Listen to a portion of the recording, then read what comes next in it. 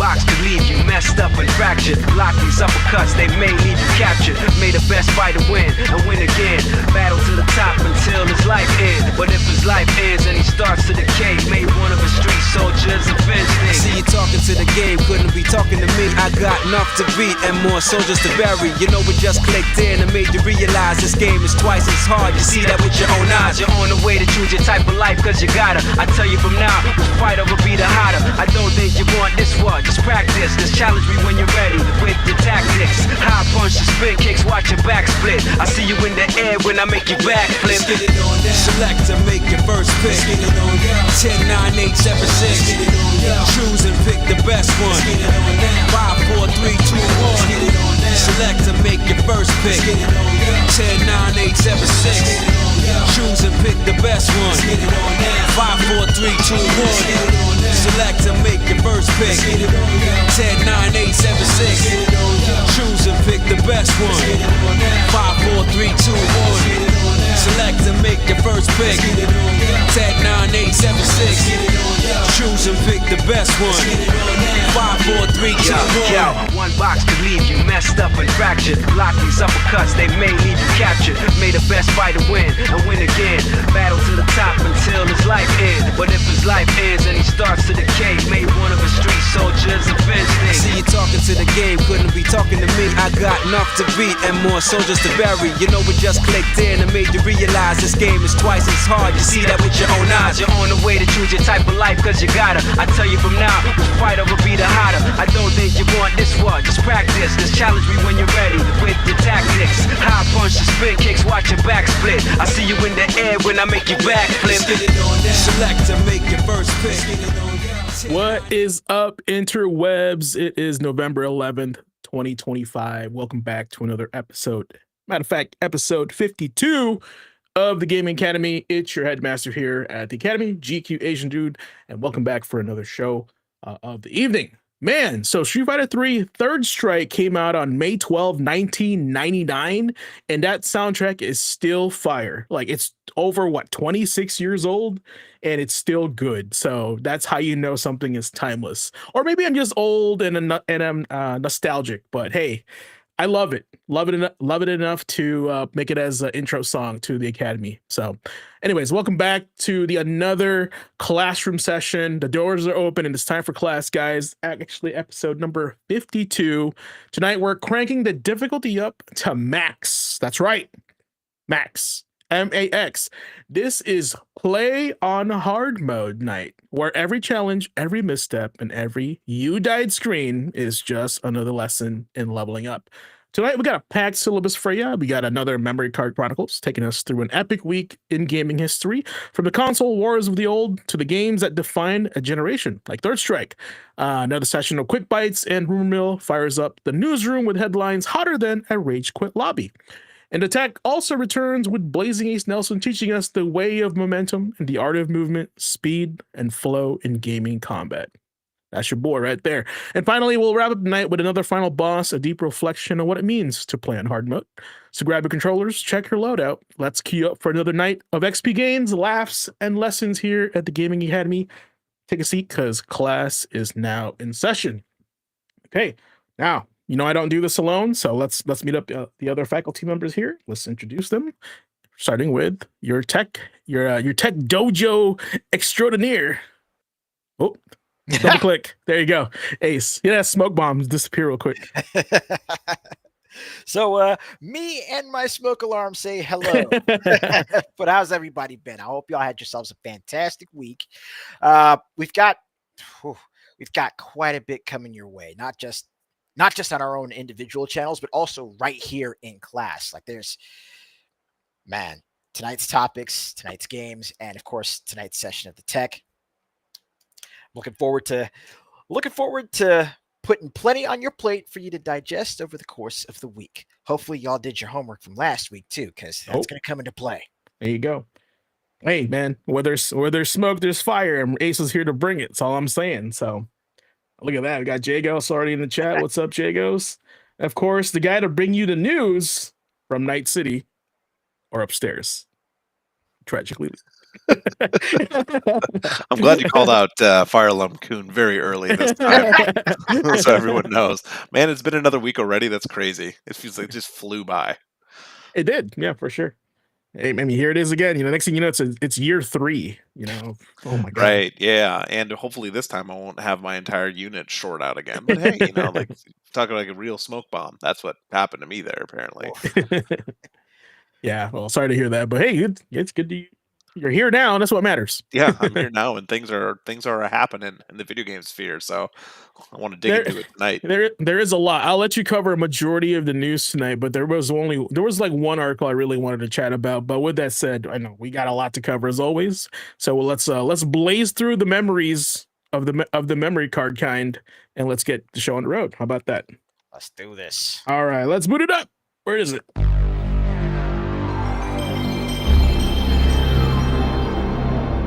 All right, guys. So this year we are replacing This Week in Gaming History with what we call Memory Card Chronicles.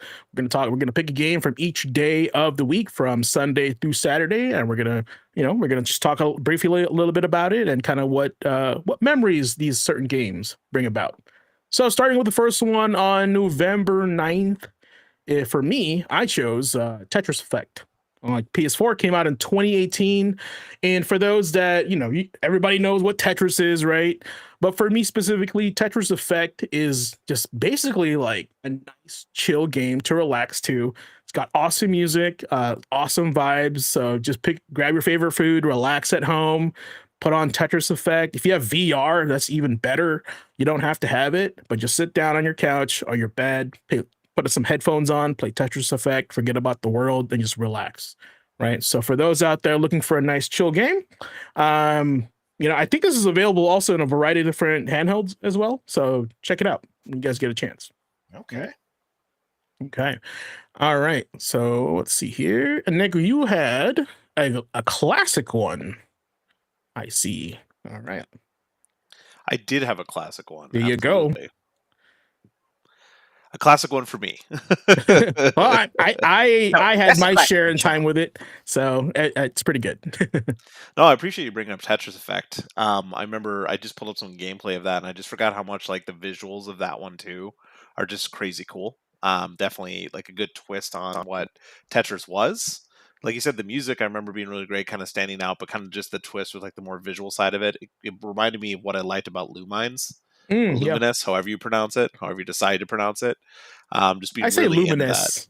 Yeah, Luminous. I think that's how it's supposed to go. I don't know. Throw what you will on it, but it's a lot of fun. And Halo 2 was definitely my pick. One of the prompts we kind of talk about as we're going into Memory Card Chronicles is just like, where were you when this game dropped? Like, just talking about the memories that we have and trying to share it with people, right? I wanted to pick this game for this date because it's a big part of my personal background, and I wanted to see where you two were when this game released. Now, for me, this was my first shift at GameStop when I was applying. Right as I went up to college in Bellingham, I applied at the Bellingham Sunset GameStop, and my first day of work was the night. Oh, shift God. was They the threw midnight you into launch. the fire, didn't they? Yeah, the midnight launch of Halo 2 was Damn. my Holy first shit. my first shift, because obviously you need to staff up for the holidays. That's the big thing about GameStop, especially at the time, was you bring a lot of temp people on for the holidays, and maybe you'll stick around, after the holidays if you're good, or if they've got space, one of the above, or maybe both. But for me, I remember very clearly being in the line for the collector's editions, like the 10 case ones, the limited collector's editions, and getting paper receipts from people.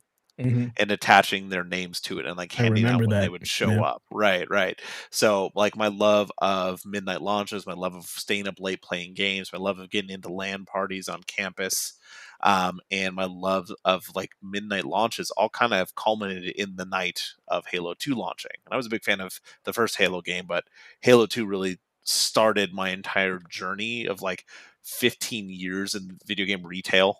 At multiple stores started then and there. So I'm going to kick that question to you two. Where were you two when this game dropped? And chat, feel free to let me know as well. Jagos, so you're already talking. Where were you when this game dropped? Go ahead, Ace. I don't know where you were. Man, as far as where I was when Halo 2 dropped, I was chilling with a friend, modding his Xbox so that way we could play Neo Geo games on it.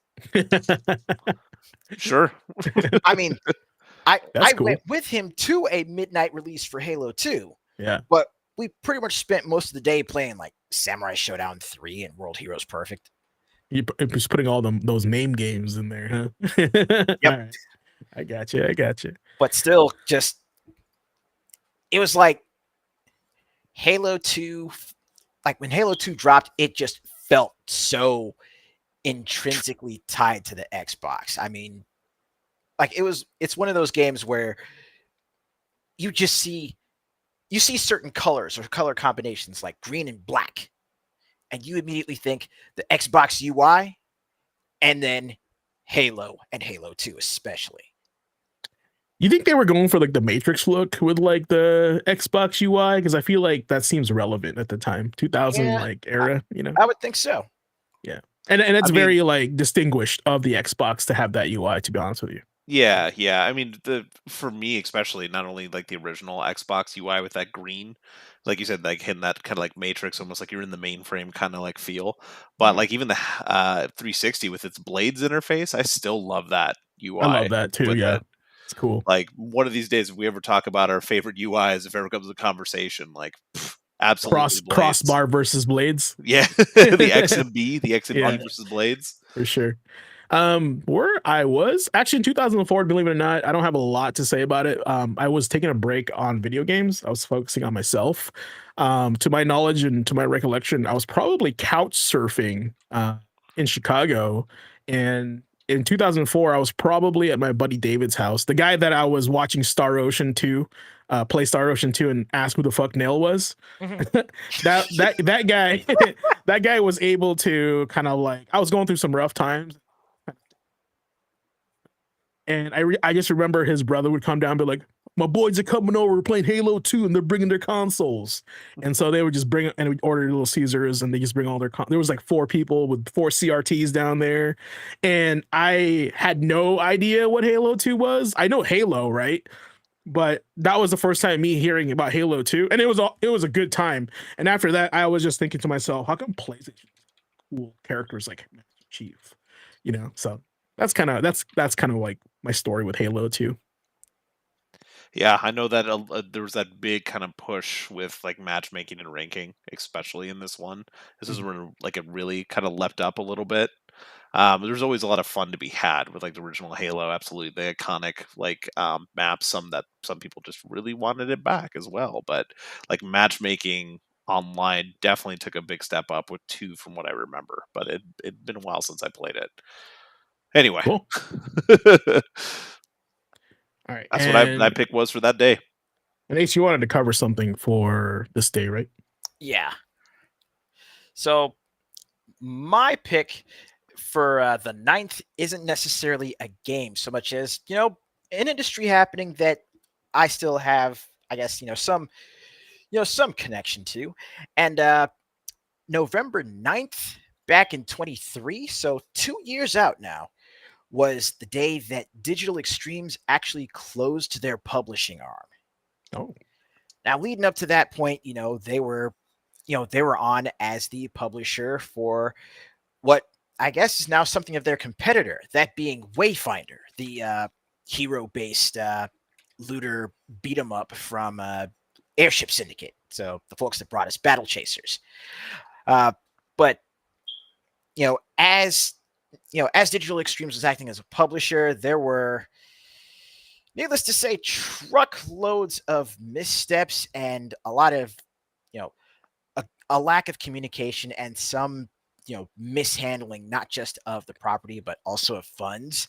And, Digital Extremes wound up getting hit with layoffs. And in response to that, they basically had to close down their publishing arm and just stick to solely development as opposed to publishing. So, from there, basically, Wayfinder, Airship Syndicate split off from Digital Extremes so that way they could, rework and finish Wayfinder now as, instead of a live service game, a offline, a standalone. And A lot of folks could say that it turned out so much the better for it because at that point, it was one of those things where they didn't have to worry so much about, any of the usual live service trappings. Everything that was previously available through, you know, through unique currency was now just made to be unlockable in game. So, yep, Good move by them, 100%. yeah. So it was definitely a good move, just not the best of circumstances that led to it. Yeah. I mean, that's I think it's good to pivot and to adapt, right? Because if things were promised and not made, you have to kind of make it up to them in some way or form, right? I get you. Yep. And that was in 2023, right? Just to recap that. Okay. And then we got Wayfinder in. So it's like something good that still came out of something bad. I know like right now layoffs is a big topic right now in the gaming industry, so it's pretty rough. Rough out there in them streets. Yeah. That's all I got. But I mean, it showcases the importance of not only finding a good publisher, but it showcases just how sometimes finding a good publisher, all you really need to do is just look at the people working around you, and it's like, we can publish. It'll take some effort, but we can do it. Real quick, I honestly feel that all these layoffs are going to lead to like really powerful indie studios. Like if these guys get all together and network, they can really build some awesome teams without the kind of like the red tape of AAA. They could. They could. Yes. Yeah. Yeah. A lot of things have to go right, but I mean, kind of the darling of that right now is the Expedition 33 team, former Ubisoft devs. Got together, put that thing out there. Yep, and that's going to be relevant to my topic later. So sweet. All right. Next one here for the 10th, a darling of mine that started my addiction. I don't know if the word addiction is the word, but my appreciation for the COD series. So technically, on what is this? November 11th, right? November 10th, Call of Duty World at War came out on 2008 for the PS3, and this was in the Pacific theater, right, of the Call of Duty, because there was like the France, the Europe one, and this was the Pacific theater. Yep. This one was probably the most exciting one for me because it had like vehicles also, and that was like a big thing at the time. It had the guy from 24 in it. What's his name? Kiefer Sutherland? Yeah, Kiefer Sutherland was in this as a voice, I believe, as one of like your platoon commanders, which is pretty cool. And I wanted to add here, as far as my core memory for this is a couple things. So my memory of this is when I was living with a roomie. I was also roomie with a Japanese exchange student. I told you this, but I was playing this game, and most of my enemies were Japanese. Oh no! So I was like, yeah, this is awkward. And then that's pretty much how I felt about that. So I just didn't play it in front of him. Also, at the same time, this right here, and a lot of people don't know this. This is the first entry to the Black Ops series without being at Black Ops, because it actually reckons back to the characters in this game when they talk about it down the road before Black Ops 1. So kind of like the first time they had like a continued continuity. Yeah, really? they reference this like this event and also like a certain soldier in this game. So it's kind of weird. Like I didn't expect like Call of Duty lore to be like that close, but like it's there. That's kind of neat, right? But yeah, I that's my recommendation for the 10th there. I mean, I definitely get your feel on that, because that's kind of the reason I started to play the Modern Warfare like 2 and 3 games, was just because I had a continuing story or characters or a reason to keep playing it. Like there was through lines. So yeah, that's a pretty cool thing to like be told about. I didn't even realize that. Honestly, like when I played the World War Call of Duty, the newer one, it kind of gave me, ironically, PTSD playing this, a good PTSD memory playing it. So that's all I gotta say. What a nice call out for you to make on Veterans Day. Yeah, man, I just thought about that. So not great, but hey, respect. I appreciate y'all. Thank you for service. But yeah, let's move on to the next. What were you going to talk about, Nikos? Oh, I'll give you one guess. Is what's on my list. There you go, right there.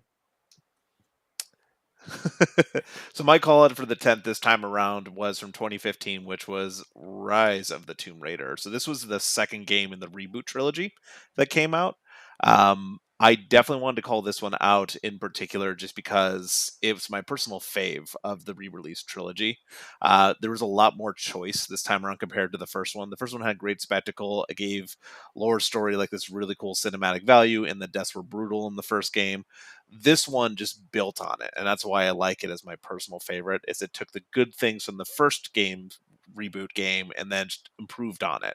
So this one had a lot more choice, not only in like the different surfaces or different ways you can get through a lot of like areas, like you can decide to go high or go low, but with this one there was different choices in combat. You can choose to be more stealthy if you wanted to. The bow and arrow gave you a lot of like options for it.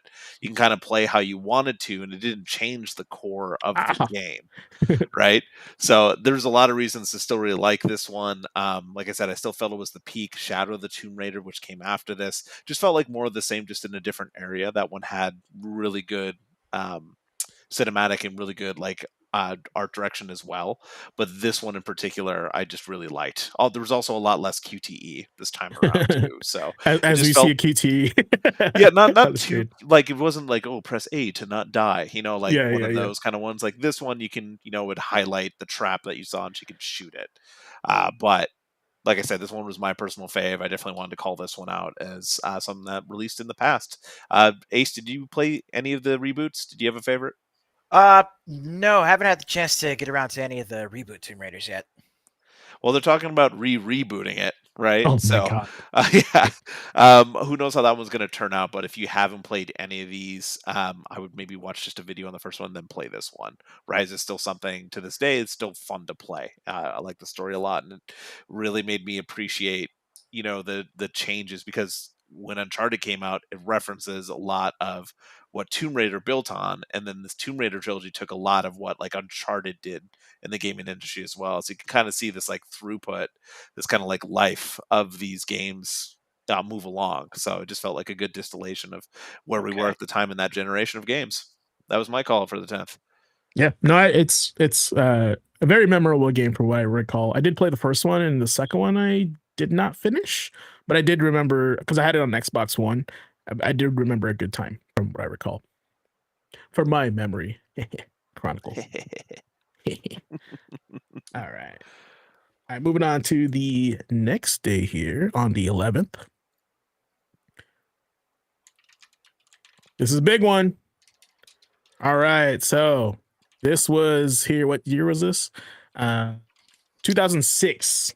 And the PS3 got released in Japan. Don't have a US date on that, but you guys can, you guys probably know that already. That's a big one. I just remember this was the jump, right? This was like the thing that would kill the Xbox 360 because Sony and Microsoft were always kind of, head toe to toe. And the Blu-ray thing was like amazing. Like the way they sold it and the way like they marketed it, I was sold. I was like, oh, it's super clean. Like movies are super crisp, right? Holds way more data so you can like make bigger games. That's kind of what I just heard. But we've all talked about this before, but the story of how I got my first PS3 was actually kind of random. Like I know I wanted it, and I wanted like the 60 gig one. That was a premium one, right? Because they sold it as, was it 40, 60, 80? Remember? Or was it 40 and 60? No, I think it was 40, 60. Yeah, it was 40, 60, 80. Okay. I wanted the 80 one. But the 81 was like $500 or something like that. Probably more, to be honest with you, at the time. I mean, this was over 23 years ago, or 17 years ago. And I just remember like wanting this thing, didn't have the money. I was in college at the time. I was actually like just taking a break from games. And the only thing I was playing was like my PS2 and whatever games I had on, just already had saved, not in storage. And then, shout out to mom. She just randomly goes, here's your PS3. Congratulations. And I was like, what? I was like super shocked. We just went to Best Buy. I went to go do something. And next thing you know, I was in the car holding a PS3. And it was just like, there was just a surprise. It was just like, here you go. You deserve it. I think it was because I was in school. So So she was like, "Good job, you're almost done," because I did graduate like a quarter earlier. So yeah, shout out to mom. Thank you for the PS3 and the memories, because this thing was a beast. It played PS1, PS2, PS3 games, and also had every kind of like memory slot that you can think of. At the time, it had the best like memory hub whatsoever. Yeah. What about you guys? Any specifics Well, on the shout out PS3? to Ultra Brag Guy for calling out the price earlier. At launch, there was only 2 editions: the 20 and the 60 gigabyte. Okay, At that's launch, what I thought. Yeah. the 60 gig was $599. Okay. The basic was $499. One of the reasons really kind of being the fact that this was a Blu-ray player, when at the time there Mhm. wasn't that many Blu-ray players on the market, at least like widely available. That was just starting to become a thing. That was just starting to become a format. This was the format wars generation. Sony in their Blu-ray, and then Microsoft in their HDD discs. HD Remember that DVD. little small 360 drive that would come with you could buy separately for your Xbox 360, and you can watch HD DVD discs as well. So that's one of the reasons like you felt you had to pay more, or at least that was their intention behind it when the 3 came out. I remember Yeah. seeing like the prototype boomerang controller, that silver thing, and the jokes about like even if you tried to throw it in the trash, it would just come back. Like I remember that the most from this generation. It wasn't until later when they started releasing different editions that you realized that the 60 gigabyte one was just that much better. The backwards compatibility in it, the ability to play all of those older games, Yeah. and not being able at the time to really buy all those games on the digital storefront. That came later. So that's one of the reasons if you're ever at like retro video game conventions or even a retro video game store, that's why the 60 gig holds that value a little bit more. That's why people are selling it for more. Yeah, the Fat Boy. Yeah, it's actually like I was shocked on the size of this thing. This thing was a monster. Not in comparison to the PS5, it's tiny, but man, this thing was huge at the time. And a fun fact, Ultra Bright Guy, if the Xbox Pro, the 360, like the black one that they released, right? Because they had like a special one. Mhm. If that had an internal HD DVD, Xbox would have won me over in that generation. I was waiting for that to be announced, but instead they actually kept it as an Can you external drive. imagine the nightmare that situation would be though with Red Rings? The Oh, yeah. OneDrive stuck all the time and that thing died. Imagine stuffing an HD DVD drive on top of that in there. Yeah. Oof. Adjusted for inflation, by the way, that launch price as of this last year would be equal to $934 today. Oh, so an Xbox One Series So One. the current pricing we're seeing. Yeah. So, but yeah, it's a great console. I think this was the big jump, right, from PS2 to PS3 was the big jump from like online gaming and stuff. So it was a big deal for me for sure. Yeah. Yeah, absolutely. One more time, shout out to mom. Shut up, All Mom. right. Shout out, mom. For me, like as far as the PS3 goes, for me, it was I came in late to the party. I mean, I had friends that had the PS3, but I didn't really, get my own. I didn't get my own until 2010. And for the folks that actually have me as a friend on the PlayStation Network, now you know where the 2010 is from. Nice. Yeah, and it was also free to play online when it first released. Then that whole debacle with the internet happened. So that was one of the selling points. But the first games I got for that were Mortal Kombat 9, Cross Edge, and Sengoku Basara 3. Oh yeah, you must have imported that. Well, I actually got the US release for Samurai Heroes. That was on PS3. Mhm. I think you're right. I'm getting old. Right on. Did you ever get a PS3, Nick, or was it like a late thing for you? I did eventually. I was more of Yeah. a 360 guy. I had that for a couple years, and I bought the PS3 when the Slim 120 model came out. Got it. So I didn't Second really gen. have. Yeah, I didn't have any like PS1 or PS2 games I really sat on. It wasn't until I started collecting those a little bit, like the titles that I wanted to try when I was younger or friends had, whatever reason. So I bought a PS3 then. Also, because the price point was better for me, and I wanted a Blu-ray player, so I just That's perfect. at that Yeah. time. That It's was like pretty they much how I got mine. I mean, got it up here at the pawn shop right outside the mall for like $100. Not shady at all. Why does PS3 say Bob on it? All right, so he had speaking of Bob or BGE. BGE. Yeah, this is my call out for 11/11. Not doing Skyrim this year because that was 11/11/11, one of my other favorite midnight launches. But Beyond Good and Evil is a game I wanted to call out. This one out in 2003, the original release, as something that I remember being kind of like a standout at this time. I remember on Xbox I had Psychonauts. A lot of my friends really liked it, and the gameplay for this one kind of felt similar. I mean, with the way that you kind of traversed around the world and solved puzzles and stuff. So this was one I did play. A friend had it. But I really wanted to call this one out as a game that happened in the past. It was super creative, had a lot of diverse like gameplay elements, and this one did not sell well when it came out. This kind of became one of those cult hit kind of games, like well after the fact. More so, it's like if you were one of the people that played it, if you know, you know, right? When this one Right. came around, so even if we never get to see that sequel made, like even I was pretty hyped when they finally announced that, and Gordon Levitt came up on stage and was talking about how, you know, it's going to be community created assets and all this stuff, like, you know, create your thing, show up in the game. And now it's been in development hell ever since. But this just was one of those platforming games that came out that was super unique at the time. And the pacing and the story and the characters, like, was actually pretty compelling from what I remember. Right. So pretty conspiracy filled kind of story, super intriguing with a big mix of just a bunch of different gameplays. Oh, and you know, for the time, really solid like art style, something that's super memorable, very unique characters, and a good soundtrack. So got a shout out a game like that, man, that came in the past, cult hit that still to this day we're waiting on that sequel. You This two is have one any of the- experience with this one? I was gonna say this is one of those games that like need that remake, you know, that like upgrade to the graphics of a modern era, you know.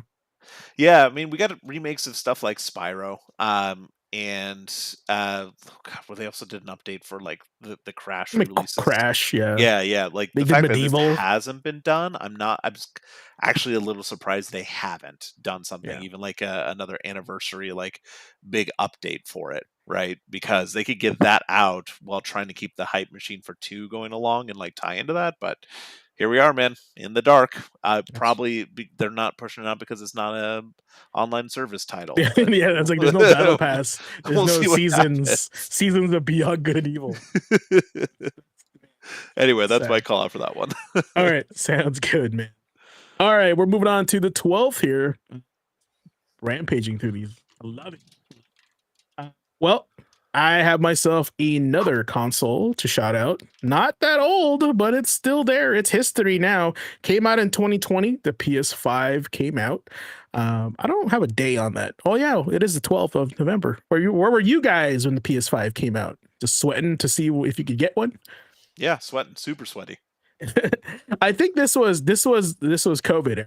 We were like all at home trying to get a Sony PlayStation 5 like on it if you had the money for it, right? I know I was like, no, I'll just wait. It was too crazy at the time. Same. And I gotta say that, I mean, I could talk about PlayStation 5 all night, but the big thing that really stood out with me in this one is the like not so big jump from the 3 to the 4, right? Because the 3 to the 4 to me was a drastic change in like performance for the PlayStation, probably because they went with like the ATI graphics card, right? Versus like their Blue Cell processor, whatever they called it. And this one from 4 to 5, I was just kind of like, oh, it just runs faster. Like there wasn't, maybe it's 60 frames per second, but as far as like graphically, not art, right? At least to me, not a big difference. Like, because I know when the PS5 came out, they still had PS4 versions of those games too, and I just knew like one ran at 60 frames, the other one ran at 30. To my understanding, That was pretty much the same with me. It's like taking a look at what the PS5 can do compared to how well things were actually working out with me for the PS4. I was just like, I'll wait. I will cool my heels on that for the time being. And yeah, most of the stuff that was coming out for the 5 also had PS4 versions. So I'd get those, get them cheaper, and they would still run. Yep. Yeah, there So, wasn't a lot of reason for me to jump on the 5 bandwagon as well. At like the immediately, time, yeah. I was contracted through Microsoft, so a lot of stuff I had eyes on. It just made more sense to me when, Game Pass was its value back then to get a Series X instead. The Series X was more powerful. There was more games for me to choose from. It felt like it was a big enough leap in terms of power, and I knew the games would eventually catch up. And by the time they caught up, then I get a PlayStation 5. That's how I kind of mapped out my own kind of personal thing. Also, when I saw the PS5, I was really split on the design. I'll be honest. It looked like some dude with a popped collar, and I didn't care for that. At the same time, I did appreciate that it wasn't just a black box. But once I got them both on my shelf, I really liked the design elements behind the Series X. So it was just one of those things. But yeah, man, I will forever remember the PS5 launch because of the scarcity of it and the fact that the only place, yeah, exactly, That's the the one. that's the one. That's what I remember from launch. This will really just be the gen of missed potential. So much focus on live service, so many games being spread out in dev cycle, the cost of development, like there's just so few games that I legitimately play on my PS5 and Xbox. And that's complete opposite of the generation before when I really invested in both of those. I have so many PS4 games still. It's just kind of crazy to look back and see that. But yeah, man, that's kind of where I was when the 5 came out. Yeah, man, honestly, I play more PS4 games on my PS5. That should just tell you how like much slower dev has become, or things more expensive, and also I got to be real with you. A lot of the games on the 5 they're all kind of the same, like, and I mean like pattern wise, like live service, season pass. Yeah. It's kind of rough. That actually will tie into something I showed you guys earlier in the Discord. So, but yeah, that is the PS5. I did not get it immediately. I waited, I think, a year, almost 2 years, I think, to get one. So Yeah. sweet. All right, this next one here, I'm excited to hear about. Let me Well, go. hear about where you were when this released in 2007, my guy. So my pick for 11-12, I wanted to shout out this game because Mario Goes to Space, right? Sounds pretty cool.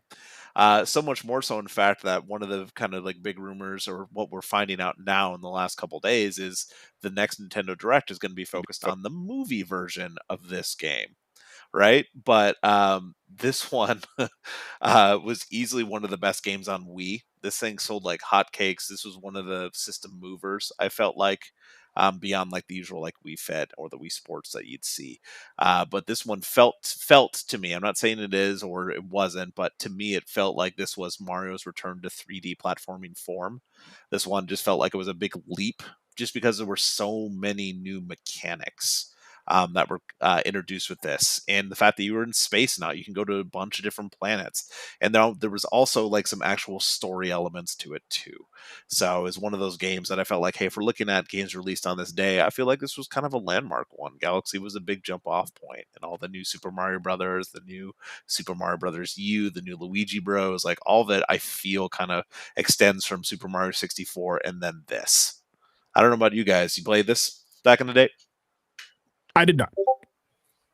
Nope, didn't have much chance to, but I had been at the very least, keeping an eye on Super Mario Galaxy, and yeah, just seriously, from what I saw of it, it was just,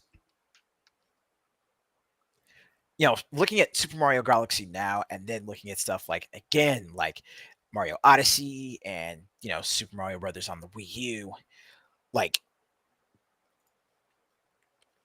Galaxy really was the return to, the return to form for Mario. It was that return to, the classic 3D platforming that we had all come to, know and get used to back with Mario 64. Yeah, I think because what wasn't the first Mario release on the Wii was the new Super Mario Bros. Right now, it's still 2D, right? So Yeah. this was like their Mario 64 equivalent, and of course, you always want like oh, the next big thing is always exciting, right?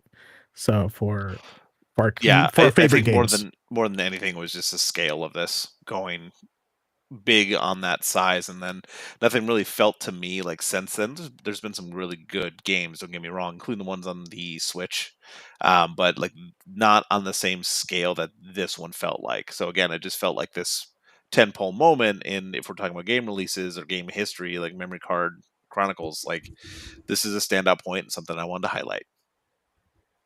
Right on. And it's always a good, it's like every system has their benchmark. You know, like 7 was the first 3D Final Fantasy on that console, right? So technically this is the first 3D Mario on that console as well. So exciting. The controller was like the big thing for me that on the Wii. That's why I didn't really go with it. I wasn't a fan of the movement, right? Like, I'm just a very simple person, I guess. So that's just my take on that. That's why I I had to didn't have really, the classic controller, man. Plug it into your Wii remote. it's true. You know, I didn't really know about it till later on. I was just too involved in my PS3 at the time. So Well, hey, man, I can't wait to hear about this next game. A legitimate technology killer that you have highlighted.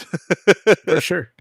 Yeah, and that game is Crysis, the OG. Oh God. So you know, this came out in 2007 for the PC, but I feel like this was out, or this was teased a little bit before that, because my buddy Matt, he was huge on this game. He was like, "This is gonna change gaming, right?" It's like, bro, I can shoot the trees, and then the trees fall a certain angle depending where I shot them. I was like, bro, I don't care. You know what I'm saying? I can shoot the leaves off this tree, and I was like, bro, okay. You know, like he was like obsessed with this game. You have gameplay up, right? He talked about it so much. About the technicalities of the game, like the features, because it was so like new, right? And it was like it benchmarked a lot of like video cards at the time, right? Performance wise for your system. Can your system play, you know, can your rig play Crysis, you know, in 60 frames, right? That was so emphasized so hard. I did not even know what the game was about. Like, I did not know it was like power suits and they're fighting North Koreans and there's aliens. Like, I did not know that until I actually like tried to play the game, right? And this on the 360 when they like kind of ported it over, and that was basically it. That I was like, oh, and it was already too late. I was already disinterested because my buddies hyped it up so much, and I was just like, I don't know, you know, whatever. That's literally how I felt. Like whatever, you know. Yeah. What about you? What about you guys? I really feel like that's a lot of people's experience with Crysis. I mean, it was my experience as well. I have no bloody clue what the game is about. All I know it for I think it's ironic. It's like all I know it for is just, does your rig have the horsepower to play it? And I'm sitting there like, Crysis? Nah, man, I ain't risking my shit. Let me slap some Mugen, a couple of emulators, DFO, and I'm good. Yeah, I'm sure my rig wasn't able to play this. I was barely playing Heroes of Might and Magic 3 on mine. So Jago's in chat talking about never understanding Crysis. I will be completely honest. Like I did play this game back in the day. The big draw behind this was just like the whole meme of can it run Crysis. There was nothing with this kind of graphic fidelity that looked this good or potentially could look this good on the market at the time. You have to remember like how big Far Cry was, the ability to run around on those tropical planets, how good it looked. And then this thing came along and just looked incredible. On top of that, there was the whole like started like the meme culture behind it. It's like what can run Crysis, and the fact that it would set your house on fire, or hey, you'd finally have heat during the winter. Just turn Crysis on your PC, you'll keep warm. You'll keep your entire place warm. So much so that even the Crysis remaster that came out in 2020 had a setting in it that was called "Can it run Crysis?" setting, like just set it at like ultra, right? So, man, there was just something about it, and I didn't even finish the game back in the day. I just ran around the island when it wasn't melting my PC. I just ran around the island. I didn't even realize that how much more to the game. Like it took a left turn and you're fighting all kinds of aliens and stuff at the end of it. I remember getting to like a kind of like a 0G level and just couldn't get past it at the time back in the day. So I'd never have finished Crysis, but I just remember being blown away. It was about the graphics. It was about that like status symbol of just like, yeah, I bought a thing or I've built a system that can run Crysis. It's like that made you cool. It wasn't so much that it was the game. Like if you look at it, it's a little basic, but it's still cool. Like that's what I got from it. That honestly, it's one of those marketing things. Like we're talking about it now, but like they focus so much on its performance that the game itself was ignored. Pretty much. This is my take on it. Its aura was Yeah, there you it go. was aura farming before we knew what it was. It was bitrate farming. That's what it was. It was just killing. It was just killing people. All right. Well, this is a game I've not played, but I've seen Ace played on stream, and it seems to be on your list too. So yeah, Ace, why don't you tell me a little bit about this, man? So, Skies of Arcadia, like when it comes to games that are, frankly, system sellers, I never would have pegged Skies of Arcadia to be one, mostly because, when I got my Dreamcast, it was Sonic Adventure and all them fighting games. Nah, good man. I saw a couple of screenshots from Skies of Arcadia, saw some of the character designs. It looked interesting, so I thought, you know what? I'd already played stuff like Evolution and Time Stalkers, so why not give Skies of Arcadia a shot? And I could do a whole episode on Skies of Arcadia, frankly. Like I could just do a straight up review and take like 20, 30 minutes out of this right now. But for folks that are actually looking for a game that just calls back to not just traditional turn-based gameplay, but also just, classic fantasy adventure, you can't really go wrong with this. I mean, everything from not just the airships that you can get, as well as the ones that you encounter in the game, but also being able to explore the different floating continents, and eventually, building up your character's reputation. And, once you hit a certain level, as your reputation actually goes up through the different discoveries you can make around the map, you can unlock more crew members for eventually your hideout. And those crew members will actually be able to, give you bonuses, not just for, character progression and maintenance, but also bonuses in battle too. Well, yeah, if anything, I just really want to point this out as something that is definitely worth mentioning. We're talking about the history of gaming. We're talking about memories you've made, or something that's just like a standout we want to highlight. I played this well after the fact. This one was something that stood out to me, though, of the time on Dreamcast, the year 2000, getting to have like free exploration in a big like 3D sky world through an airship, like absolutely sign me up. But the thing that really stuck with me beyond that was just like the graphics for the time, the music, the characters, and that kind of blend of combat you were kind of talking about a little bit there. There was traditional combat that we kind of saw on the screen just a second ago, as well as ship-based combat. Like, it gave you a couple different ways to play in the game and explore, which for at the time when you're talking about, like you said, like a new console coming out and they got to try to sell it, man, this kind of put it on the map, for something I needed to sell a little bit more, to be honest. and a teensy bit of development trivia for you. All the visuals in the game were done in Macromedia Flash. No way. Nice. That's crazy. Nice. You heard it here first, folks. Yep. Maybe not. Skies of Arcadia was made by Macromedia Flash. What are you doing? Right, this is the logical next step of Flash games.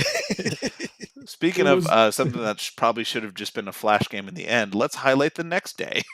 Oh, you got it, buddy. I'm excited. Much excite. Well, why is this back?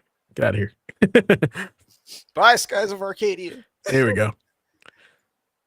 Oh, I got nothing. Go ahead. Let's talk about gaming. Let's talk about gaming memories, my friend. Let's talk about one of the worst games ever made, and something that was a notorious flop when it came out in the year 2006, Sonic the Hedgehog 2006. So let's at least take this moment to recognize the death of a beloved blue mascot at the time.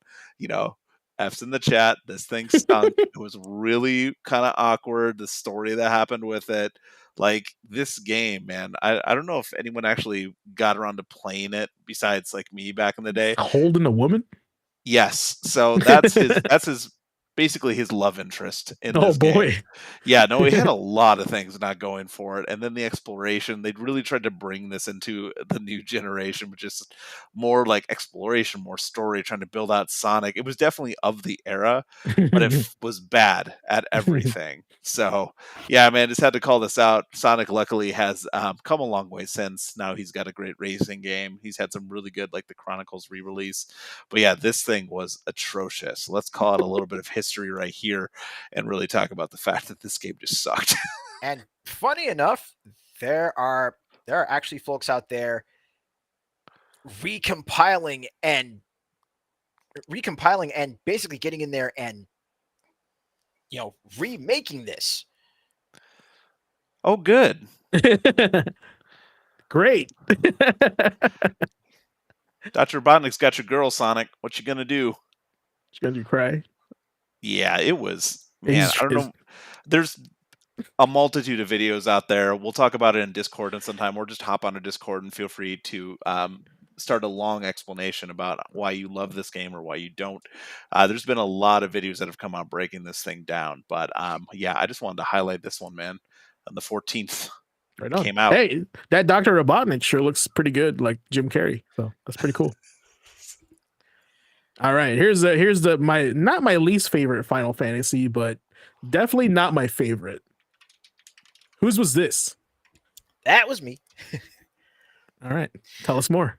But Final Fantasy IX, I wanted to go ahead and discuss this one because much like how Super Mario Galaxy was very much a return to form, a return to the form that was established with Mario 64.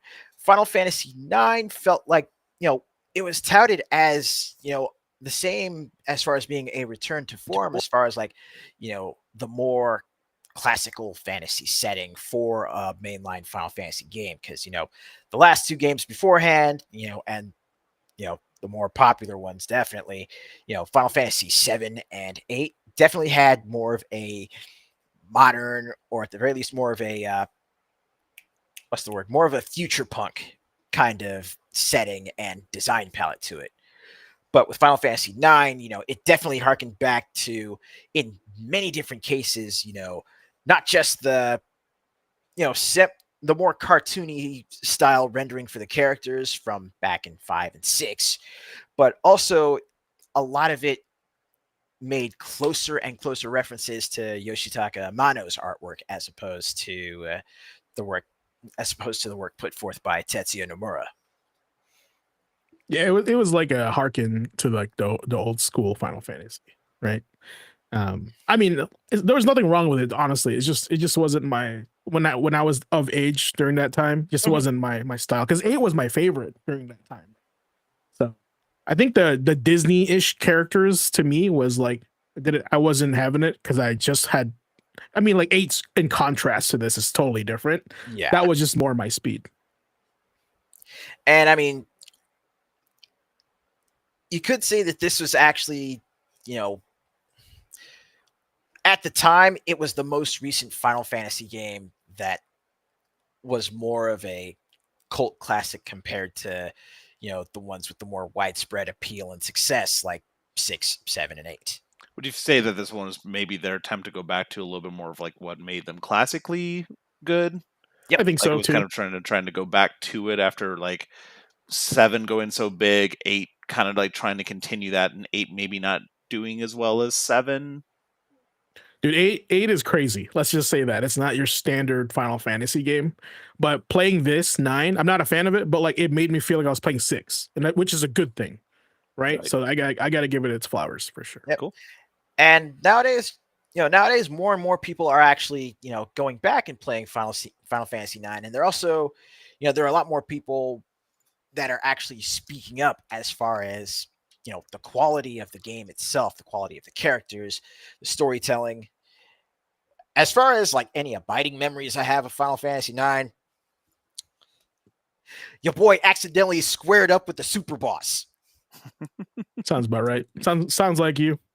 And I got stopped. It was That's what you get. Well, it was I got beat so bad, I was laughing about it for the next hour and a half because it was just like I was hopelessly, hilariously outgunned. Yeah. Well, hey, it's pretty crazy because this last year, I remember about 6-ish months ago, I want to say, there was all those rumors kind of swirling about a Final Fantasy IX remake, like Yeah. insiders claiming that yeah, it's definitely being made, it's in development, and then the anniversary came along and we got nothing, or at least nothing substantive about like a follow up. But rumors have been around for like years now. I want to say like 2021. That was that Nvidia leak that kind of came out. That was kind of like pointing towards that project happening. So yeah, I don't know. It's pretty crazy that we haven't gotten a follow up If to they this. do a remake of this, I would love it if they just go crazy on the art style and do like a hand drawn like art look to it. It would be so cool. Yeah. That's all I got to say about that. So What sweet. else you got to talk about? Man, I am obsessed with consoles today because the We're next getting into day that like holiday season. I get I it. know, I I get it. know. On the 15th, our last day of the week, though, the PS4 came out in 2013. Yes, Happy the PS4 in 2013. It is what, 12 years old? Oh my goodness. My first thing to this was, when did you get your first PS4? How did you get it? And what was it like? For me, I almost waited 2 years to get one. I just loved my PS3 so much. I have a Blu-ray player. I was playing my PS2 games, PS1 games. It had so much value that I had no interest in getting a PS4 until my PS3 died. So I was like, "Hey, it's a good time for an upgrade." And then what do you call that?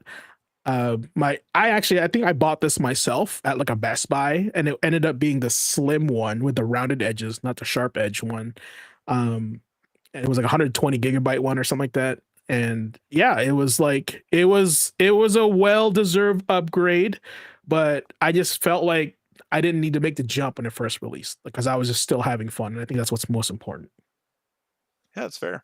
Yeah. I definitely jumped on the PS4 train early because at the time I had some extra spending money when it released. Those are always good. Yeah, it was a good time. I was also back at school and didn't have as many expenditures because I was like just renting a smaller place, and I had just gotten back into college at the time. Like I dropped out early, decided to go back to school with a program that zeroed out your GPA and let you like reapply and go back in. And so, of course, it really helps my studying habits when I decided to buy a PS4. But I remember buying the original one, the 2-tier original one, and then I Yeah. upgraded to the Pro. I bought the PS4 Pro down the line, and I didn't look back. The Pro I still have, I still use. I really enjoy it. I bought a lot of PS4 games, and as evidenced by the sheet I've shared with these guys before, I have a lot of steel books for this um, system. I really, really jumped into PlayStation really with this generation. So didn't get it day one, but man, it's definitely something that it's probably my favorite of that generation compared to the Xbox One. Um, and I put a lot of time and effort building up my collection when I was working for that company. Still, Nice. What about you, Ace? For me, well, even though this did come out on my birthday that year, I was pretty much in the same boat. I had my PS3, had all the games that I was playing on it, games I was importing. I was still able to play my. Mine wasn't fully backward compatible with the PS2, but mine could still play PS1 games, so I was, all over that.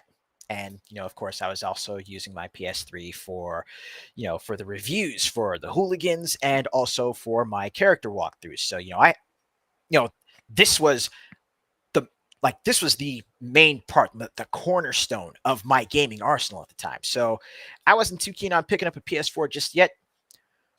But in 2014, one of my friends had actually, he reached out to me like mid-January, and he's like, "Hey, man, I want to send you some stuff. I'm out here in Florida. What's your address?" So, I gave him my address, and I thought, okay, he's probably gonna send me a card or some letters because we're old school like that. We still write sometimes. On his birthday, February 16th, the same day that Deadpool hit theaters, I get this box in the mail and I'm going, wait, what? I take it into my room, set it on the bed, crack this bad boy open, and it's a PS4. And then my friend calls me up. He's like, hey, Ace, happy birthday. And I'm like, but today's your birthday. Yeah, but I wanted to get you this for your birthday last year. So I figure, why not make me happy by giving someone else a gift? There you go. That's awesome. Your friend's pretty cool. Yeah. And of course, this Wholesome. right. And the same guy that gave it to me, this is like literally my first and one of my closest friends since middle school. Right on.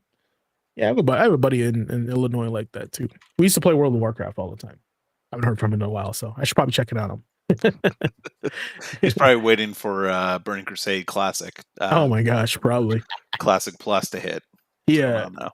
Yeah, man, World of Warcraft. That's a topic. Speaking of Warcraft, Yeah, why right? not? Let's get into it. Why not? Let's I'll make let's make get it in short there. and sweet for this get one, in but I there. wanted to call out one of my favorite games, or at least one of my favorite series with its Yes. release.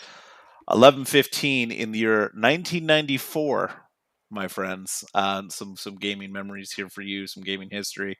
Last year at this time when we were on the podcast, I called out the original Halo, but since I already covered Halo 2, I really wanted to zig a little bit and highlight Warcraft 1. This one really takes me back. I remember cutting my teeth on RTS on PC back in the day. That's pretty much all I played. Yeah. A lot of Warcraft, a lot of Command and Conquer, Red Alert, but this one really stuck out to me because it's fantasy setting, and I love this kind of like top-down feel to it and the way you were building. Just I remember the sprites and stuff standing out to me. It's so good. So much so that when I went to go visit my uncle in Australia years after this release, I remember playing this on his PC and I had forgotten about it because I just like had done so many other things and I was a little bit older. Like this, I was really young when this first came out, so I didn't really have a chance to play it. I played it, years after, and I didn't realize it because I never found out the name of that game. I was playing it with my like super young cousin at the time, like in the chair next to me. I found out well after the fact it was Warcraft 1, and the re-release that came out recently, I really enjoyed as well. Really takes me back. But yeah, man, there was just something about this just kicking off everything. Look at that artwork, bro. Look, it's so cool. Yeah, the artwork goes hard. The sprite work was great. And like I said, man, like all I really played back in the day were RTSs. Do you two play Warcraft 1 when it launched or near its launch? Oh, yeah. Like that. I'm watching this screen right now and I feel like I legitimately feel like I'm back in middle school. Because, once again, my buddy Bruce, the guy that got me the PS4, he picked up Warcraft, and that was a lot of, that was a hell of a lot of what we would play, when I was chilling over at his place. And also, again, this was 94. So I was back in like 5th, 6th grade. So even before I met Bruce, one of my other friends from class, I'd hang out at his place over the weekend. It's like, we got Super Street Fighter, we got FX Fighter, and we got Warcraft. And that was our Saturday nights. We would stay up till at least like 2, 3 in the morning playing this. Yeah. I mean, I could spend the same as we were talking about earlier. I could spend an entire podcast or an entire night just talking about like my memories with this and how it stands out and the character behind it. But I know we need to move on, but I really just wanted to highlight this one for us before we shuffle through the night. And just in case, we come to next year and I don't have a chance to call out this one in particular if we're still doing this, man, I got to highlight Warcraft 1.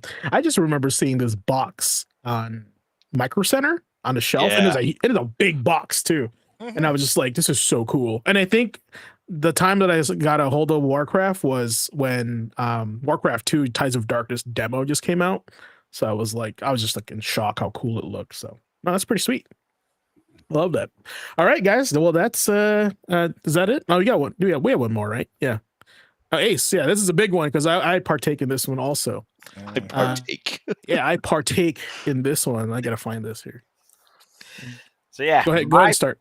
My pick for my birthday was one that honestly came as a bit of a surprise to folks, especially ones that were playing the vanilla game. But my pick, Ultimate Marvel vs. Capcom 3. Honestly, a certified classic. There was still a lot of action on, the classic game.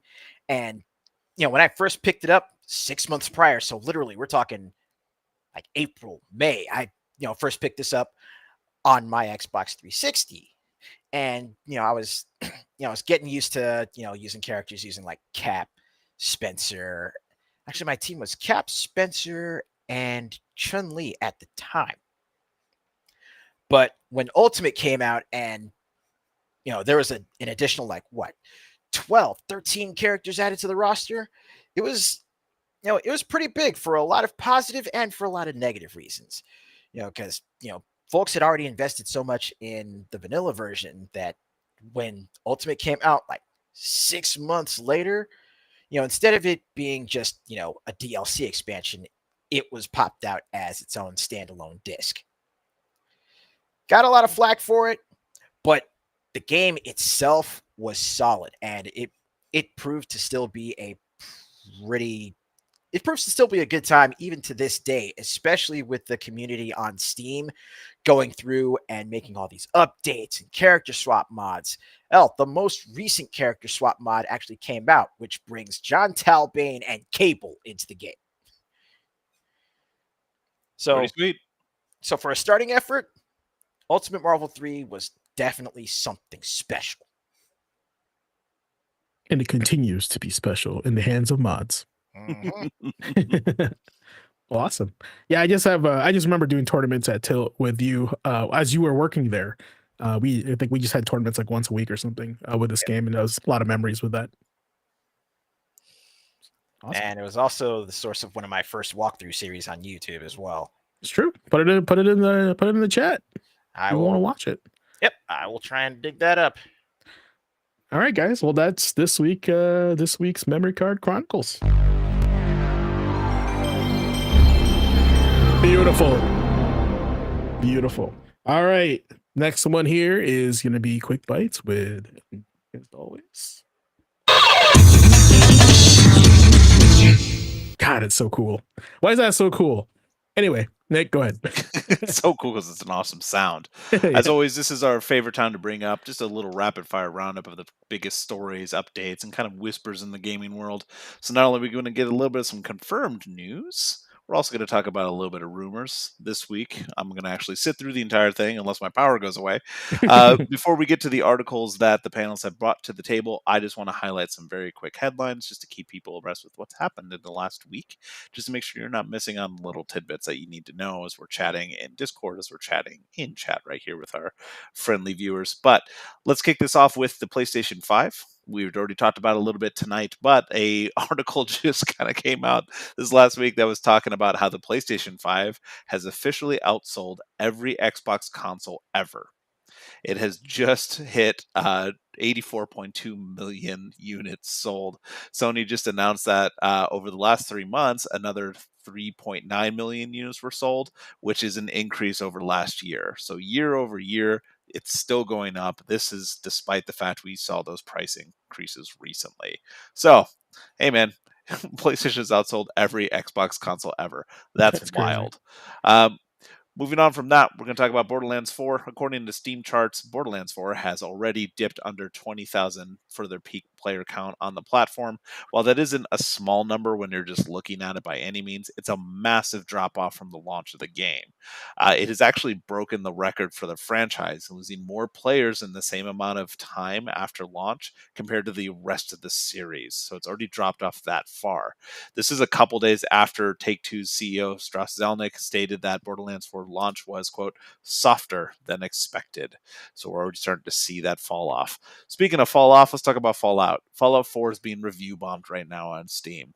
People are super upset about the anniversary edition release. I don't know if you two have been keeping up with the news on that, but I thought it was talking about right now because it's kind of being branded a money grab. Discussions of how it has really kind of disrupted the game's modding scene. The recent update has broken the game even without mods activated. lot of people are asking, like, why push out Fallout 4, which had already had special versions before? Why not 3? Why not New Vegas? Right now, we've just got word that, Fallout 3 remastered or remake is in development, but why push this out? It kind of makes it seem like a little bit sus. Add on top of that, the cost. All the content that's in this was in the Game of the Year edition already released, except for the creations bundle, most of which are skins and paint jobs that we've seen if you kind of go through the list. The anniversary edition itself is $40. But if you already have the game, the base one, it's only $20 for the upgrade.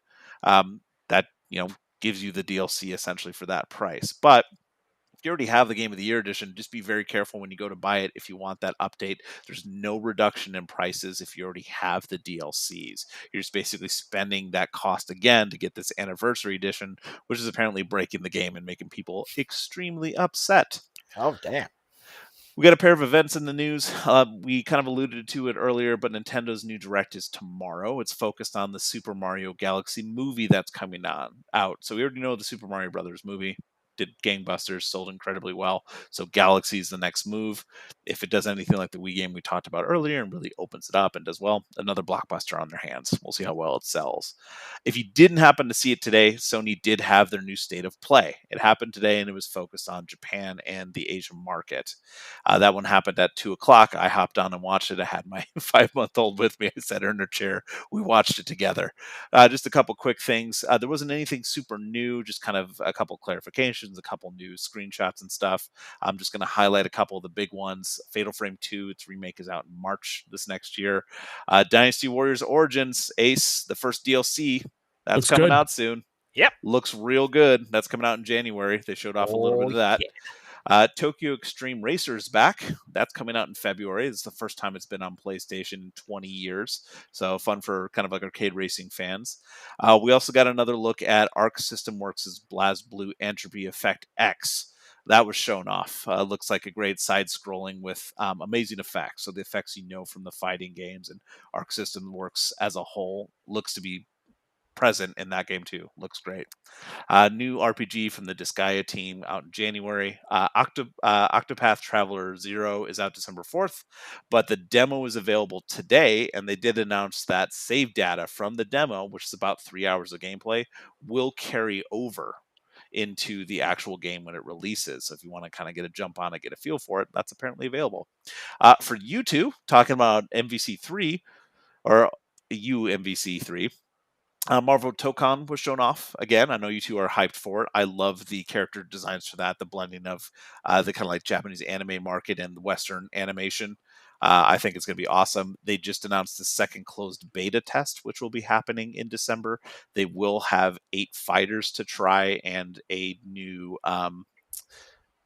environment as well. So definitely check that out. If you're interested, you can sign up online. I think it's international when they announced it. So that's pretty cool. That's coming up real soon. We're moving on. That was from that. Let's talk about BioWare, one of my favorites, and we got new convert James here on the panel. Thanks. N7 Day came across our calendars. I love N7 Day just because we get some fun new stuff to talk about. Mass Effect. I love Mass Effect. So what was this year about? Well, it was still celebrated, at least by the company. There was a blog post. Hooray. They did at least confirm that Mass Effect 5 is still in development. It will have romance options. So hooray. We know that's coming back. That's an odd thing to feature. Yeah, well, they had to call that out, so we know there will be relationships with the talk of the takeover, the acquisition of EA as a whole. There's a lot of concern that's going to be happening with that, especially with teams like BioWare, which don't fit like a very conservative worldview with a lot of their writing and romances. So we'll see what comes from it. We haven't had any clarification beyond that about where the project is in development, other than that it's still likely very early in development. They also took time during that blog post to say the Mass Effect TV show, which was announced last N7 Day, will tell an original story that's set in the established universe, taking place after the events of Mass Effect 3. So we've got a time frame, we've got an idea of what's going to be happening with that, and hopefully it doesn't end up like the Halo's TV series. So, fingers crossed. Texas is in the news. Texas is suing Roblox. Who would have thought? They're suing with a child safety lawsuit. Yep. they're actually joining 2 other states that have already done the same. Yeah. So child safety is at the forefront of their mind, and now Texas is suing Roblox. In case you missed it, Grand Theft Auto 6 has been officially delayed. Boo! I know that. Oh, no. Yeah. Oh no. Ooh. Um, with that in mind, with it now looking at the November 19th release date, there's been a lot of economic reports that have kind of come out and kind of studied it. Well, some latest reports, including like those from finance professor Rob Wilson, mentioned that this delay can easily cost Rockstar another $500 million in development costs, marketing, lost value. It's pretty crazy. So how you feeling about that $100 price tag now, boys? Lost value is such BS because, like, they just want the money in a certain amount of time because it's going to make way more than they actually estimate it to be. Like, as far as like the game itself. There are already a lot of rumors about how much this game costs, like over $1 billion. Like, just adding that much more now, it's definitely going to be over that.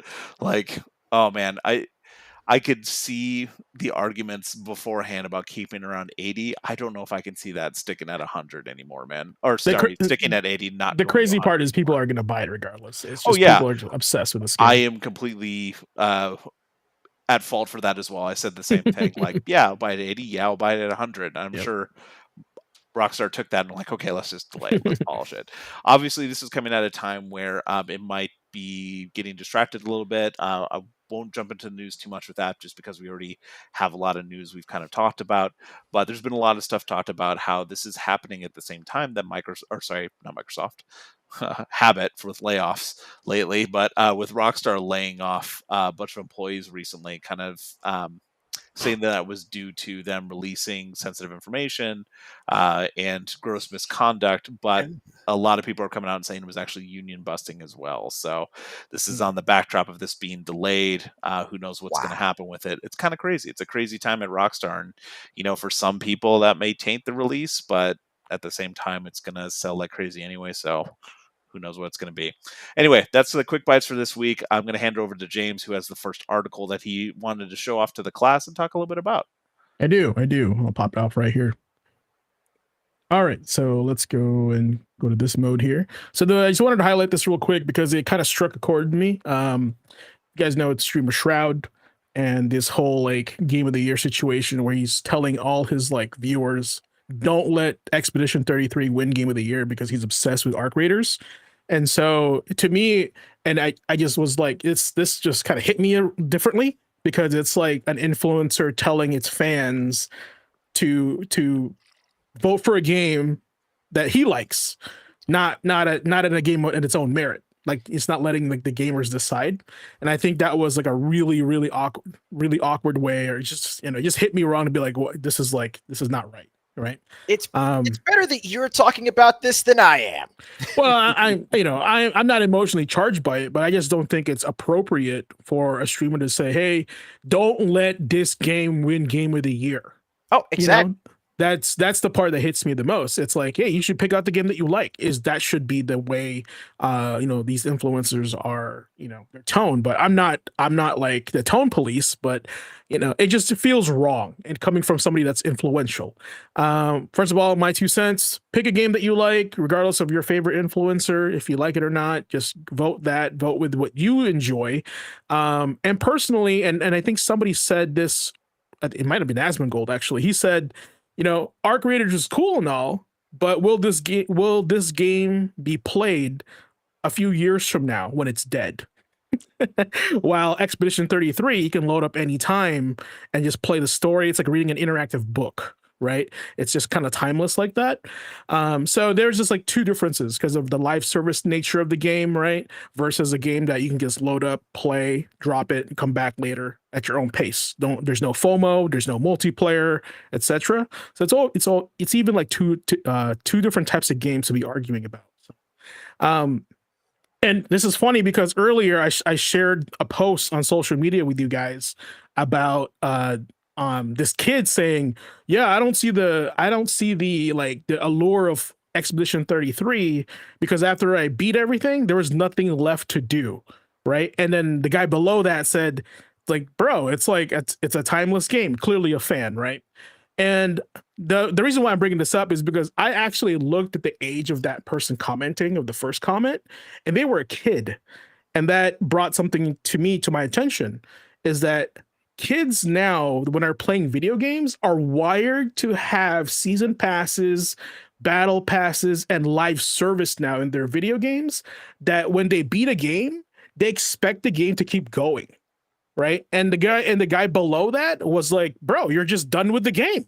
You've maxed out. There's nothing else. Right. And so we're just not in the same generation anymore. Right. So, Right. And yeah. and honestly, like, that right there, that's not what would get me emotionally charged. Someone says they don't see the allure of Expedition 33. That's that's fine. That's their thing. Again, it's a generational thing. A lot of younger gamers have come up in this era where there is live service. There's continuing support for one game that goes over like 5-6 years on average. So, they're not used to playing a game and actually being done with it. And that's how it works out. Yeah, But I again, think No, to go ahead, hop go in ahead. there really quick. Yeah, please. Just in response to this, like Blue said in chat, that's not how the awards work. He's fine for stating his opinion, thinking that he thinks it's the game of the year. The panel on these places, on these award panels, are going to be the ones that decide game of the year. There can always be a fan vote. The fan vote is in there, especially at the Game Awards. Jeff Keighley will talk about the fan vote one, and this one right. could end up being the fan vote win. So him stating it, I've got kind of the two sides of the coin. On the one, he's fine to say it's his favorite. He suggests people should vote for it. Like, whatever, that's his right as a gamer and having his platform. The other side of it is like, don't vote for that Expedition game. That's a dumb take. Yeah, that's the Kinda part like I'm mad about, really. That's That's more about so. it. Not that Yeah. he had an opinion. I'm more so upset. It's just like, screw that one game. And that's just kind of shitty. It's just shitty behavior. Yeah, bad taste. Again, same thing. People in the chat were talking about it. Andre, Ace is already going to vote for Dynasty Wars Origins. You don't have to convince him. He's voting for the DLC. It's not even out bully yet. him. That's like you're bullying him to pick Arc Raiders. Like, yeah, sure, that makes more sense. But yeah, no, that's more so my take on this. And we've talked before a lot of times about how the gaming industry as a whole follows trends or follows the money. That's where the money's being made, is in live service. They're incredibly risky, but when you hit big and you're good for a very long time. So a lot of people are used to it because that's what's being made, because that's what's the most profitable. We've talked about this splintering going on in the industry. We can see that in a lot of different communities right now, talking about indie games. A lot of these indie games are not live service titles. They're small, contained stories because that's what they can do on their budget, or that's what their vision is. So something with a clear vision being done. I don't think it's people get to the end and they're too worried about like, oh, there needs to be more content. I think there's just people not feeling it's worth their value, and that could be where the arguments more so headed, kind of thing. I think Expedition has a great value. It wasn't a hugely priced game, and it offered a lot for it. So I think that's what a lot of people they have it in their Game of the Year edition, especially coming from a small team. Kind of came out of nowhere. They had a vision, they had a design, and it was well executed. So as games go, I'm in the brewing industry now, and one thing that kind of gets brought out often is anyone can kind of make a beer. It's just, can they make a good beer?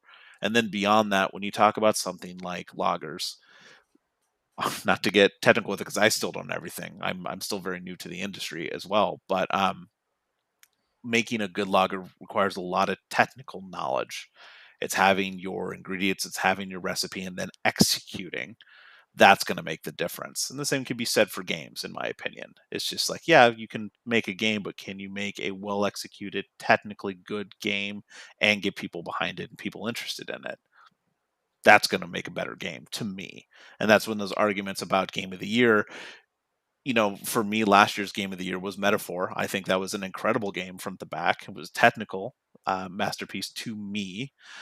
But if you take a step back from the personal side of it, I could see why some people would like Arc Raiders. But when I'm talking about technical games, what it offers, it's nothing new to me besides the setting.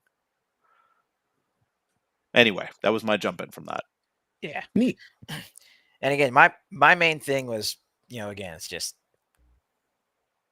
if you're trying to, if you're trying to use your influence to literally tell people, what they should play or what they should vote for, nah, your head is definitely in the wrong place. And I can think of a few places where it might be if we're trying to find it, but that's another topic for another time. Play For Tetris sure. It's good. All right, that's it. That's all I got. All right, let me jump to my article now. It's on my shared screen. I have to ask, chat panel, where did Destiny 2 go wrong? I could tell you because I recently quit. Well, not recently, but it's been a couple years. Buying an expansion and then having to buy a season pass within that expansion, ultimately costing me probably around $80 per expansion. That's a no for me, dog. Ace? That's it. Well, I'm not someone that plays Destiny, but seeing, just seeing the type of monetary stranglehold that Destiny 2 has had on its players, and this, outside looking in. So I'm sitting on the other side of the fence over here playing the First Descendant, playing Warframe, specifically Warframe, and seeing what's going on with Destiny 2, and it's like, yikes, dog. I'm sorry. And I'm seeing people who used to play Destiny 2 coming over to play Warframe, and they are legitimately having PTSD because they are not constantly getting, they're not constantly getting financially extracted by the game. Extracted is a word choice. I think he kind of knew he was going for what's happening with Marathon too. Yeah. So I just wanted to bring up this article because it was one that was posted earlier today on IGN, but it really highlighted everything that's kind of been happening in the gaming industry lately about the discussion of Bungie and what's been happening to them, and how the game kind of hit an endpoint for its main thrust of a story. I played the original Destiny when it came out. I was super excited about its the opportunity that it presented. I was okay when Destiny 2 came out, and even though I felt like, hey, we had this original game and platform, like, now I got to jump to this. But the game just played so well. I got caught up in it. I got interested in the story, and eventually I just fell off for a variety of reasons. And there's a lot of videos online that will discuss this, but I just wanted to highlight this article because it's talking about Sony's most recent financial report and how it recorded a 31.5 billion yen, which is approximately 204.2 million impairment charge as a result of Destiny 2's underperformance. So much so that the chief financial officer actually ended up saying on the investor financial call, quote, regarding Destiny 2, partially due to changes in the competitive environment, the level of sales and user engagement have not reached the expectations we had at the time of acquisition of Bungie. While we will continue to make improvements, we downwardly revised the business projection for the time being and recorded an impairment loss against a portion of the assets in Bungie. So we know that Marathon is going through a huge problem right now. We know that since those issues with Marathon are re-highlighted previous times that maybe some other art assets during Bungie's Destiny 2 and Destiny creation may have been stolen as well. Yeah. All this coming from what was kind of a darling of the industry, and Sony acquiring this was massive, right? There was a huge expose of like internal work culture being an issue at Bungie. Sony ended up acquiring them for $3.7 billion, and this, as we know, is like Sony's push and eyes on the prize for online gaming platforms and service platforms. But clearly Sony saw something, but everyone was like, man, that's a lot of money for this. They must really see something, right? And then we get to where we are now, where Destiny's kind of like fallen off a cliff. Delays, layoffs, soul crushing experiences working for Bungie. And like I said at the very top, like, where did Destiny 2 go wrong? There's so many places. There may be some big stuff you can point back to, but the fact that now Sony is coming out and saying, hey, as it says in the title, this has not brought in as much money as we thought it would. and this might go down as like one of the worst acquisitions. Say what you will about Microsoft and they're like buying, closing, and selling off. This one has been bought and just like constantly pulled out. This dead horse has been dragged out in front of us again, and it's just like, where can they really go from here? I mean, they lost me because I just felt like I was being charged every time I wanted to, learn more, and I was being, it was just too much. It was $80 per participation every season, right? And I already went through that 3 times, and enough's enough. And I was just like, no, I'd rather go play something else. And I feel like a lot of people echoed that. Like they just got overwhelmed. They're just like, bro, this is insane. Like I'm getting minus like the microtransactions in the game, right? So I mean, I don't know what else, but that's how I definitely felt about it. Yeah. Well, that's everything I had for the article. I'm super glad that Blue Rybot's here in chat talking about this, because I know Blue might have one or two things to say about this last little bit I just wanted to bring up, and that's our rumor mill. This week, I did want to just kind of focus on one thing. Again, we're a little short on time. I just wanted to bring this up because it's kind of become the zeitgeist again the last couple days. But look, like this week, we can talk about how there are rumors that Ubisoft is working on another competitive multiplayer shooter. Yes, that's a rumor that's out there. Or how the next gen Steam controller is potentially right around the corner.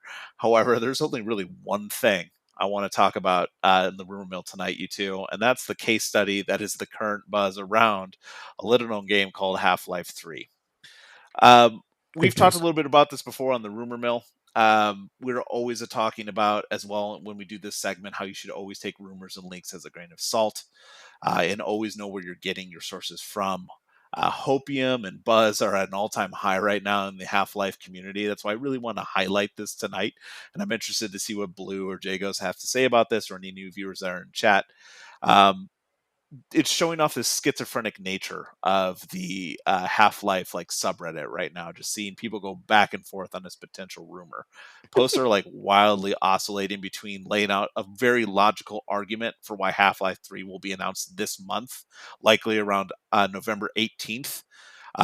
To the other end, where multiple posts are reminding other people like, hey, nothing ever changes with Valve. Don't put all your hope into reading tea leaves. Like, we've learned from this before, old man. Like, we've gotten our hope up and it's been destroyed, right?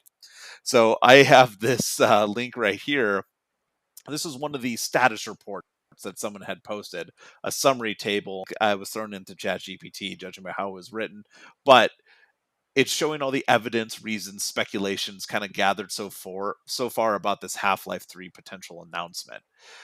We've heard before about codenames being found in leaks. HLX is the big one that's come around in Steam database backend and on resumes as well. It's suggesting strong signs of this Half-Life game being in development, likely non-VR. There's been a lot of counterpoints because Valve hasn't made any official statements. We did cover the Half-Life anniversary when that came around. We talked about like the art book that's being re-released soon. It's possible there's a lot of overinterpretation of coincidences, but there is a lot of coincidences stacking up, which makes this kind of rife with this thing that's happening. That's why I wanted to have that discussion tonight.